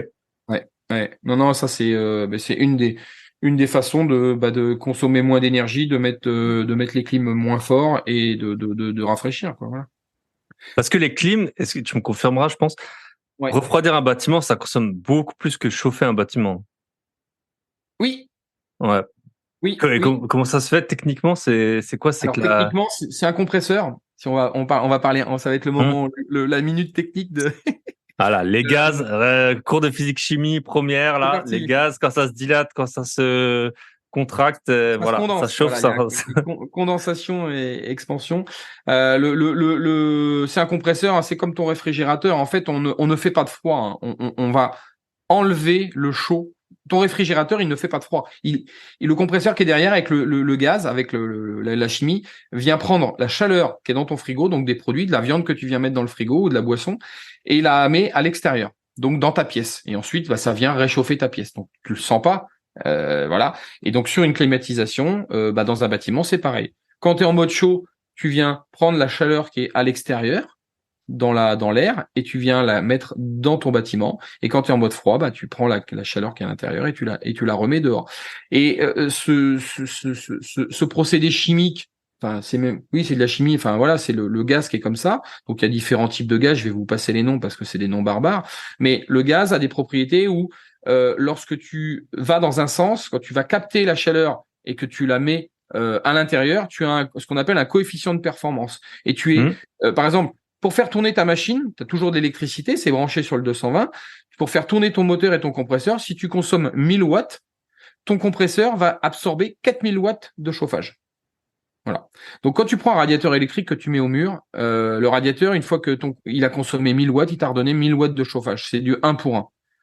Sur une clim, sur une pompe à chaleur, c'est du 1 pour 4, 1 pour 5, 1 pour 6. ok, ah ouais, donc c'est vraiment, ouais, ok, c'est, C'est pour ça que c'est économique. Par contre, quand tu inverses et quand tu te mets à inverser ton cycle et à faire du froid à l'intérieur, là, tu n'as plus de. Le COP, ce qu'on appelle le COP, le coefficient de performance, il se casse la gueule. Il est de 1, voire de 2, mais il est très, très faible. Donc voilà pourquoi j'ai pas compris là, juste cette dernière partie. Tu peux réexpliquer ah, juste la dernière partie là? quand tu inverses ton cycle, pour faire du froid, en fait, tu enlèves la chaleur. Et donc, Hum, la chaleur, tu la remets dehors. Donc, tu hum, vas chauffer 4 fois plus vite ton air extérieur, mais toi, c'est pas ce que tu veux faire du froid dans ta maison ou dans ton hum. bâtiment. Donc, le fait de faire du froid, c'est beaucoup plus long et c'est beaucoup plus Que de le énergivore sort, ouais, que de faire du chaud. Voilà, que ouais, de ok, ouais, puiser les calories. Voilà, donc ok, ouais. tu n'as plus un coefficient de 4 fois la valeur Hum, consommée, mais il n'est que de 1, voire de 2. ok, J'ai été clair? yes, yes, yes, ok, top. Ok, et donc, les Invests 2020, On était sur 2020, ouais, donc voilà ce ouais, bâtiment-là. Donc c'est un bâtiment où j'ai 4 lots. avec les panneaux solaires, là, c'est pour ça qu'on Ouais. avait un peu digressé. Ouais. Ensuite, 2021, je fais un immeuble de rapport, un ancien café dans une commune qui était en mauvais état. C'était une commune où ils obligent de faire des places de parking. Et l'avantage, moi, j'avais vu que c'était gérable parce qu'il y avait une cour et dans la cour, on a pu loger tous les parkings pour que le permis passe. Donc c'est un bâtiment qu'on a divisé en 4. On a gardé un local commercial et on a fait 3 appartements. Ensuite, voilà, déjà c'est bien, hein, ça occupe Hum, bien. 2022, ça c'est quoi? Ah oui, 2022, j'ai fait un petit immeuble de lots, petit immeuble de rapport. Donc là, c'est un truc qui sort sur le bon coin la veille au soir. Le lendemain matin, j'appelle. À 13h, j'allais visiter, puis j'ai fait une offre dans la foulée. C'est un bien, il y a 2 lots, 2 appartements, 122 000 euros. C'est des appartements qui sont à 450 et 550 de loyer. Donc voilà, donc 10% ouais, de renta. Là, c'est vite voilà. calculé. 1 000 euros par mois. Il y a 12 mois par an. Je vous rappelle, quand on calcule la renta, il n'y a pas 10 mois, il y a 12 mois. Donc, T'es bon en voilà. calcul, voilà. Ah ouais, c'est ça. Voilà. Ok. 2022, après, je fais aussi un autre bâtiment d'activité. Et là, je me suis expatrié. Je suis allé jusqu'à Poitiers. Bâtiment d'activité sur Poitiers. Et donc là, bah, pareil, tout à l'heure, tu parlais de chiffres un peu. C'est non, oui, c'est ça, si c'est ça. C'est 200 000 euros pour 450 mètres carrés. Ok. Voilà. Donc là, une belle affaire. Enfin, bien tout nickel. Et là, tu parlais du Bon Coin tout à l'heure, locataire trouvé sur le Bon Coin, grosse entreprise, parce qu'en fait, la secrétaire qui est chargée de trouver des locaux pour le développement de la société, bah, elle commence par le Bon Coin, hein. Ok. Intéressant. Contacté par la secrétaire, on prend contact, on visite et puis c'était parti quoi. Donc voilà. Ok. Top. Et combien ça Voilà. se loue? Tu peux nous dire? Ah bah 200 000 celui-là, d'ach. il est loué, celui-là, il est loué clé en main, c'est-à-dire j'ai fait des travaux clé en main.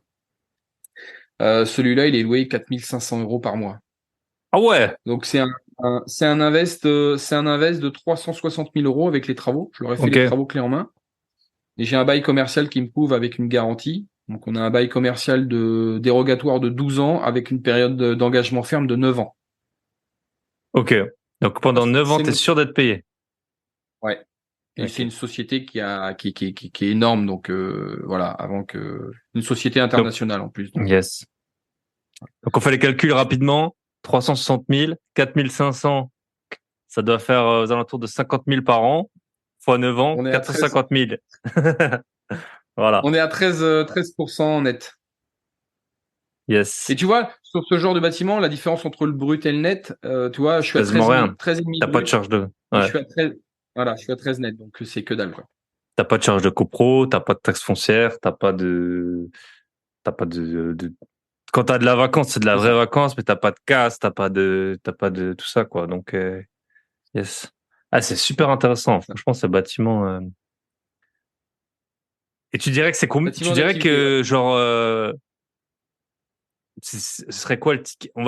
Sans aller dans l'extrême, le truc le plus pourri, le plus perdu et tout. Genre, si quelqu'un il veut se lancer dans cette activité, tu lui conseillerais d'y aller sur des budgets quoi, de 200 000 ou c'est quoi un peu Ah oui, le plancher qu'il faut, enfin voilà, le budget pour aller sur ce type de. tu trouves des biens. Alors, je dirais que moi j'ai la philosophie de faire comme un immeuble de rapport. Si je peux trouver un grand bâtiment que je peux diviser, c'est le top. Parce que bah déjà tu vas diviser le risque. Des grands bâtiments à louer avec des gros loyers, déjà c'est beaucoup plus rare. Il vaut mieux acheter et puis faire plusieurs cellules. Toi le bâtiment que j'ai acheté au tribunal, j'ai fait une cellule de 180 mètres carrés, une cellule de 120. C'est plus facile à louer. Mais Hum, quand je fais deux cellules séparées, je pense toujours si un jour j'ai un locataire qui veut plus grand, hum, j'ai juste à rouvrir le mur en parpaing qui est entre les deux et je peux louer l'ensemble. Donc voilà. Après, euh, si tu cherches dans des grosses agglos, les petites surfaces sont parfois prisées pour des artisans, pour des petites entreprises qui démarrent ou même pour des entreprises qui n'ont pas besoin de grands locaux, hein. Moi, je hum, sais que j'ai un locataire, lui, il fait de l'achat, enfin, il a un site internet, tout son business est basé sur le web. Il reçoit des smearmorks, il décharge et ensuite il fait du picking et il envoie les commandes. Il a 90 mètres carrés. hum, Voilà. Il a un petit bureau qui fait 15 mètres carrés avec un sanitaire et un bout de kitchenette. Son bureau, il reçoit pas de clientèle. Et après, tout le reste, c'est un entrepôt dans lequel il a mis des grandes tables. Il fait ses préparations de commandes. Il a mis des racks pour stocker. Et voilà. Et ça, c'est accessible facilement. Donc, moi, je vois passer parfois des locaux sur un lot de 100 mètres carrés. Tu peux très bien dire, je fais deux lots de 50 mètres carrés. Je connais aussi des gens qui achètent des bâtiments comme ça où après, ils vont faire des box de stockage. S'il y a un besoin dans la ville de box de stockage, tu achètes un bâtiment qui fait 200 mètres carrés, je sais pas, et puis tu divises en plein de petits box de hum. stockage. C'est une idée de business et de rentabilité. Yes, top. Ouais, très très intéressant, très très intéressant. Et après, t'as des locaux perdus au fin fond de la campagne. Après, c'est tout l'enjeu. faut faire attention, faut pas se Bah, lancer c'est comme, en ouais, disant, c'est je vois ça. une belle opération et puis j'y vais, c'est un beau machin, c'est pas cher. Sauf que derrière, si tu trouves pas le locataire, voilà. Mm. La banque, c'est pareil. La banque va te dire, monsieur, est-ce que vous avez un locataire ou pas? Mm. Je pense. Ouais, ouais. Ouais, non, bien sûr. Le banquier va demander des garanties. C'est comme dans l'IMO. Si tu parles aux gens, bah, ils veulent tous un appart, promenade des Anglais, ou vue sur le refaire neuf. Et voilà. Moi, dans ma Sauf que, stratégie, tu vois, par exemple, l'agglomération de Chartres, je n'y vais pas. Pour moi, le ticket, il est trop haut, je trouve pas assez de rentabilité. Peut-être Mm. dans quelques années, j'irai en me disant, voilà, j'ai besoin d'un bon placement père de famille sur un bâtiment d'activité, etc. Parce que sur Chartres, la négo est très dure. Parce que, Mm. comme dans toutes les grosses agglos, tu as deux, trois familles qui tiennent le marché et, euh, et ils ont même les bâtiments avant que ça paraisse en annonce. Donc, Mm. bâtiments se vendent en bouche à oreille et voilà. Yes. Ok, top. On arrive au Voilà. bout, là? Ben, pour finir, marchand de biens un petit peu. J'ai commencé Ok. en 2022 là, qui est en train de se terminer. Il y a eu un lot. J'ai fait une première opération de marchand de biens sur une division foncière. Voilà. C'était des terrains, Maison, maison. une maison à gauche, un terrain, une petite dépendance à droite, et donc division, création de portail, revente des deux lots séparément. Donc le grand lot a été revendu, la grande maison a été revendue, la petite maison est à revendre en cours. Pour l'instant, le marché est un peu calme. Voilà, c'est le premier d'une longue série, je pense, parce que je continue à faire du marchand de biens. J'ai quelques dossiers en cours où je suis en cours d'étude, où je suis en cours d'attente de réponse de CUB, etc., pour voir si on ira au bout. Voilà. Donc Ok. le choix quand ça a été la vente de l'entreprise, c'était d'intensifier sur la partie immobilier et beaucoup plus Mm. qu'avant parce que Ouais, j'ai puis maintenant, du fait de un la peu plus de vente, temps. t'as du cash aussi que tu peux faire C'est dans ça, des activités de marche. c'est Top. ça. Ok. Et dernier point, ce sera juste un petit teasing. Alors voilà, Ah, vous le savez, on en a déjà parlé dans plusieurs épisodes. On a monté une sorte de podcast privé. On va en parler plus en détail, donc avec toi, et on parlera aussi peut-être dans un deuxième épisode privé de une stratégie sur les bâtiments justement d'activité. Euh, Tu peux nous parler juste de ton activité d'expert actuelle et en devenir, peut-être, voilà, pourquoi, bah, est-ce que c'était déjà prévu au moment de la revente, avant, et puis qu'est-ce que tu fais exactement? Et puis après, dans le podcast privé, on en yes. discutera plus en détail avec photos à l'appui, les erreurs à ne pas commettre. Enfin voilà, vous connaissez comment voir qu'un artisan est en train de vous rouler, comment voir que le plombier, en fait, il est plaquiste, des choses comme ça. Surtout que c'est un sujet d'actualité, vu les derniers événements sur les réseaux. Et oui, les derniers événements Euh, sur les réseaux. Quand on est partout en France, on est peut-être nulle part. Posez-vous la question. Très bonne mise en. Mais ouais, le podcast privé sera riche de contenu. En tout cas, je dévoilerai énormément de petits conseils et voilà. Alors, moi, comment j'en suis arrivé là? Eh bien, en me confrontant à la réalité du terrain, j'ai été confronté à des problèmes sur certains de mes chantiers, enfin, des chantiers où j'ai œuvré. C'est-à-dire que j'ai été convoqué à des expertises. J'ai eu de tout, j'ai eu de l'expertise amiable et j'ai eu de l'expertise judiciaire, ce que je développerai ça plus tard.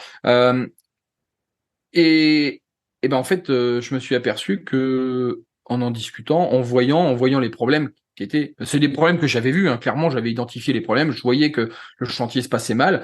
Moi, je touche du bois, je n'ai jamais été mis en cause. C'était beaucoup de la maçonnerie, ça a été de la plomberie, ça a été de la menuiserie, ça a été tout un tas de. Je pourrais donner des exemples après d'anomalies, de vices cachés ou de malfaçons qu'on rencontre, mais voilà. Et donc j'ai été sur des expertises. Et à chaque fois, je comprenais le problème, j'arrivais à voir et parce que je suis passionné du bâtiment, moi je m'intéresse à énormément de choses et l'avantage c'est que je pratique aussi à titre perso dans mes invests la gestion des artisans et je mets la main à la pâte. Hein. Je suis pas dans mon bureau justement, moi j'aime bien être sur le terrain et voilà. Et donc quelque part cette activité-là me dit c'est vachement intéressant pour continuer à progresser dans le métier, pour continuer à rester au goût du jour et puis faut pas s'endormir en fait parce que si tu dis demain je vends ma société et puis je me mets dans mon canapé en fait bah tu deviens bon à rien et et voilà et donc j'ai discuté avec des experts tout simplement les experts que je rencontrais sur des expertises donc les mecs souvent ils viennent de loin parce qu'il y a un gros manque d'experts en France donc ça fait partie de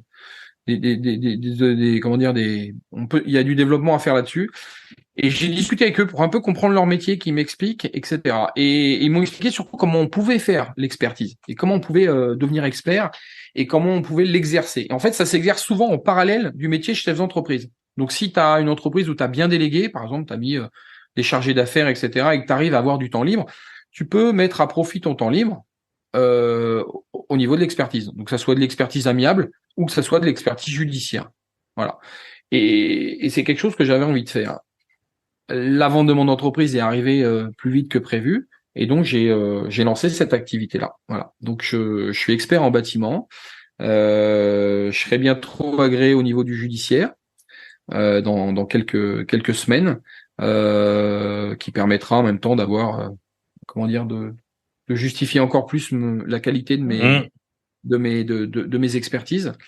Voilà. Donc expert. En fait, c'est les gens, ils t'appellent si par exemple, en ce moment, là, tant que t'es pas agréé, enfin, sur les listes, sur les listes. là, on t'appelle parce que, bah, avant toute la phase judiciaire, par exemple, si on n'est pas d'accord avec un chantier ou si on a on a un doute. J'avais fait un épisode avec, Stéphanie Milo, là, elle est au Canada. Et là-bas, en fait, au Canada, tu as des diagnostics, mais aussi sur tout le bâtiment, en fait. Ils appellent ça une visite de... Ah, je sais plus comment c'est, mais en gros, tu as un diagnostic. Bah, la base qu'on devrait avoir dans les diagnostics en France, que l'immeuble ne va pas s'effondrer. Ça devrait être plutôt que savoir si... ok, on comprend bien l'intérêt de savoir s'il y a de l'amiante sur les plaquettes des fenêtres, mais savoir si le bâtiment ne va pas tomber, ça peut être utile également. Hein, donc... Sur la structure, c'est là où on voit des sinistres, on voit des sinistres réguliers, des immeubles qui s'effondrent à Marseille ou je sais pas où, là il y en a eu récemment. Voilà, ça peut être soit des vis cachées, des choses qui ont été camouflées, voilà. Donc, alors dans l'expertise, il y a deux parties. Tous les experts ne font pas du judiciaire. Hein. Dans le judiciaire, tu es missionné par le magistrat qui te confie une mission. Et alors là, en fait, c'est l'excellence, c'est le plus haut d'excellence. Tu dois être irréprochable, tu prêtes serment, etc., etc. Mais avant le judiciaire, parce que le problème d'aller au judiciaire, c'est d'encombrer les tribunaux. Les tribunaux sont encombrés de dossiers. On attaque maintenant, à l'heure actuelle, on attaque la partie adverse pour tout et rien. Une fois que le juge il est saisi par les deux avocats, ben, il faut qu'il prenne une décision. Et le juge, concrètement, il n'y connaît rien. Donc, il a besoin d'un expert, d'un sachant. Donc c'est mon rôle pour aller voir ce chantier, organiser les réunions et puis faire un rapport pour dire voilà la cause elle est là, le problème il est là. Mon métier c'est donc d'analyser la source du problème pour éventuellement donner les responsabilités, mais c'est pas moi qui va donner la responsabilité. C'est-à-dire que c'est le magistrat, le juge qui va juger la responsabilité. Parce que je ne peux pas, c'est pas à moi de juger, c'est pas mon rôle. Moi, le but c'est d'identifier un problème, de l'analyser, de voir pourquoi il est là ce problème-là. Est-ce que c'est une malfaçon? Est-ce que c'est la faute à pas de chance? Est-ce que c'est le problème d'un matériau mal utilisé, etc. Ensuite, de faire un rapport, d'exprimer le problème, et ensuite on remet un rapport au juge. Voilà. Okay. Ça c'est le côté judiciaire et le côté amiable, c'est avant, je suppose que ça arrive. Et voilà. Alors c'est avant ou également ça peut être avant le judiciaire et ça peut être aussi en fait avant l'achat. Oui. Alors il y a plein de choses. Je conseille même quand il y a un problème, c'est de faire déjà une expertise à l'amiable. Alors moi, on appelle ça expertise. Oui, il y a plusieurs termes. Expertise amiable, expertise conseil. Vous entendrez tous les termes. En gros, l'idée c'est hors du cadre judiciaire. C'est venir. Il y a un problème avec un artisan sur le chantier. Vous n'êtes pas d'accord? Eh bien, on nomme un expert qui vient voir et qui vient analyser la situation et qui est là peut donner raison ou pas parce qu'on est hors du cadre judiciaire et peut donner son avis. Okay. Tout simplement. Donc moi je suis confronté à des vices cachés. Donc vice caché, voilà, des malfaçons. Ça peut être suite à un sinistre, ça peut être suite à un dégât des eaux, suite à un incendie. Je l'ai dit au préalable, désaccord entre les parties quand t'es pas d'accord. Par exemple, réception de chantier. Concrètement, on arrive sur une réception de chantier. L'artisan il dit moi mon travail il est bien fait, il est conforme à mon devis. Toi tu trouves que la prestation elle est ni fait ni à faire. Qui va vous départager? Ça va être un expert. On est en dehors du cadre assurant. Je reviendrai sur l'assurance Mhm. après. Voilà. Ça peut être aussi avant un achat. Voilà. Mhm. Pour voir l'état du bâti, l'état de l'installation. Ça peut être l'installation électrique, ça peut être la plomberie, ça peut être l'état de la toiture. Tiens, on voit dans un angle de mur, on voit des infiltrations, on voit de la moisissure. Cette moisissure, à quoi elle est due? Est-ce que c'est une fuite? Est-ce que c'est un problème d'aération, etc., etc. Et puis tous les désordres liés au bâtiment, en fait, tout simplement. Dès qu'il y a un désordre dans un bâtiment, que ça soit dû à des travaux, que ça soit dû à un état de bâtiment, l'expert peut être missionné. Ok. J'ai vu des insalubrités, j'ai vu aussi des troubles de voisinage, des choses tout simples, hein. Troubles de voisinage, c'est par exemple, on parlait de climatisation, tu installes une climatisation là dans ton appartement sur ton balcon. Et ton voisin d'en face ou d'à côté, il se plaint du bruit. Donc on va Mhm. faire des analyses. On va faire venir Des mesures, tout ça. voilà, un sapiteur qui va nous faire des mesures et on va faire un rapport et on va voir si on est dans les normes. Parce que dans le bâtiment, tout est normé. C'est-à-dire que tu as des Mhm. DTU. Pour chaque chose que tu fais, il y a un DTU en face, il y a une norme qui dit la règle, tant de centimètres d'épaisseur de béton, le câble, il doit être fixé tous les tant de centimètres, etc., etc. Après, il y a une tolérance autour de ça, bien sûr, mais tout est normé. Donc, si à un moment il y a une non-conformité, il faut voir si le DTU il a été respecté, Mhm. si les règles de l'art ont été respectées. On a souvent le problème, c'est qu'on sait pas, enfin, la nuance elle est faible entre les règles de l'art et le DTU, l'application de la Mhm. norme. Voilà. Ça fait partie des choses qui sont, c'est mon rôle d'essayer de déterminer est-ce que c'est un manquement aux règles de l'art ou est-ce que c'est un manquement au DTU. Et puis également l'assistance pour les réceptions de chantier. Voilà. Non, je l'ai Ok, dit. top. Voilà. Et combien, alors bien sûr, c'est hyper variable, je sais, mais pour rassurer les gens, peut-être combien ça. Admettons que je vais acheter un IDR, ce sera la dernière question, parce que après, on veut aussi que vous fassiez autre chose de votre vie qu'écouter les podcasts, bien sûr, mais euh, admettons, je vais acheter un immeuble de 200 mètres carrés, de 3 lots, voilà, qui a pas été refait depuis 30 ans, le propriétaire vient de décéder, c'est les héritiers qui vendent, il y a, je sais pas, une petite fissure, il y a des taches noires au plafond. Combien ça coûte de t'appeler ou d'appeler un de tes confrères? C'est à l'heure, c'est un forfait, c'est... On va faire un premier rendez-vous téléphonique ou en visio, Hum, éventuellement avoir quelques photos pour pouvoir évaluer la mission. Si on peut pas l'évaluer, de toute façon, c'est au temps passé. C'est le temps passé sur place. Après, il y a un coût de déplacement, bien sûr. Bon, le coût de hum, déplacement, c'est pas non plus. En gros, tu comptes 150 euros de l'heure. Alors, 150 euros de l'heure, c'est tout compris, hein. C'est l'étude sur place, quand il faut venir avec de l'outillage, etc., pour faire vraiment des mesures. Et puis après, il y a tout le temps de rédaction d'un rapport complet. Parce hum, que, alors, je tiens à modérer mes propos dans le coût. Ça, c'est la version vraiment complète, hein. Après, tu as des experts qui vont bosser à 200-300 euros de l'heure, mais ça va bientôt être plus cher qu'un avocat. Faut pas être non plus déconnant. Mais tu peux aussi avoir une expertise, ce qu'on appelle à dire d'expert. À dire d'expert, c'est-à-dire qu'on fait la visite et on l'exprime à l'oral. Éventuellement, on peut faire un petit mail résumé, mais ça va hum, pas être aussi précis, aussi détaillé, aussi argumenté que sur un vrai rapport qui aura valeur même au niveau de la justice si demain ça va en hum. justice.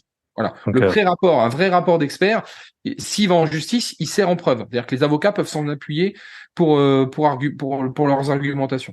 Voilà.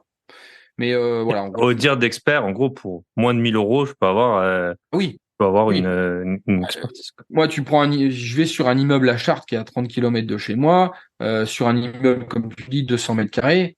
Quand j'aurais passé une demi-journée dedans, je pense que j'en aurais fait le tour. Ça te fait 4 heures de boulot, un peu d'aller-retour, un peu de temps de rapport, largement. Voilà. Hum, Je fais aussi des choses à distance. Parfois, en visio, je donne mon avis. Donc là, maintenant, avec les moyens qu'on a de la visio, avec les téléphones, avec les FaceTime, etc., hum. on fait des choses à distance.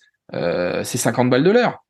Voilà, tu vois, c'est aussi, tu vois, je le fais avec des investisseurs, hein, ou avoir des gens qui ont envie de faire des travaux, qui me connaissent et qui m'appellent et ils ont. En fait, le rôle de l'expert, il est aussi de rassurer les gens. Bien Voilà. sûr, c'est ça. Et forcément, on va monnayer notre technicité, Non, on va mais c'est monnayer normal. notre expertise, mais c'est vraiment d'être rassuré. Et je sais que dans mon métier, je fais de l'expertise, donc l'expertise, elle est une fois que le sinistre il est arrivé, mais j'insiste énormément, comme tout à l'heure on parlait de la préparation d'un chantier, j'insiste énormément sur le fait d'intervenir avant. Et moi, c'est ce que j'appelle de l'accompagnement travaux, vraiment d'aller voir avant les chantiers pour avoir un avis. Et on y gagne derrière, hein, même sur le travail des artisans, parce que si on sait que euh, il faut faire telle chose parce que c'est ça qui est pas bien ou ça c'est pourri, il faut changer cette poutre-là, eh ben la personne qui fait ses travaux, elle va dire à l'artisan, OK, moi je veux que cette poutre-là soit remplacée. Même si Mhm. l'artisan il lui dit bah non, il n'y a pas besoin, etc. Ça évite les malfaçons et les problèmes après la réception de chantier. Ok, top. Donc voilà, donc je vais pas être Donc, à la retraite, je vais pas être à la retraite longtemps, hein. Tu te doutes bien que yes. Ouais, je m'en ça va bien doute. m'occuper. Ok. Bah écoute, Eric, merci beaucoup. Si on veut te contacter, Instagram. Instagram, Alors, Erimo avec deux alors i. j'ai deux comptes. J'ai un compte dédié pour ma partie investissement immobilier en tant qu'investisseur. Il s'appelle Erimo, Eriimmo. Voilà. Et ensuite, j'ai ma page dédiée à l'expertise qui s'appelle eric.bex, Baex. Voilà, c'est Ok, le nom de ma société d'expertise. ok, top. Eh ben écoute, merci beaucoup, Eric. Et puis on se retrouve nous dans Avec 10 plaisir. minutes et rejoignez-nous sur le podcast privé pour économiser de la sueur, des larmes, du sang et des dizaines de milliers d'euros. Je te Merci remercie. Thibaut. Allez, bye bye. Et voilà, on arrive au bout de cet épisode. Je vous rappelle qu'on a un second épisode avec Eric sur la boîte à outils des investisseurs, donc notre podcast privé. Et dessus, Eric nous montre beaucoup de malfaçons. Il y a pas mal de photos de malfaçons, donc voilà, c'est en format vidéo. Vous pouvez aussi l'écouter en audio, mais en vidéo, c'est vraiment sympathique parce qu'on voit bien des fissures. Il nous explique cette fissure elle est grave, cette fissure elle est pas grave, cette fissure elle va demander 20 000, 30 000 euros de travaux. On parle fissure en moustache, fissure en escalier. C'était vraiment très intéressant. Et donc cet épisode, vous pouvez le retrouver sur la boîte à outils des investisseurs. Je vous souhaite une très bonne semaine et on se retrouve la semaine prochaine avec qui sait peut-être un épisode un peu plus court pour une fois. Bye bye.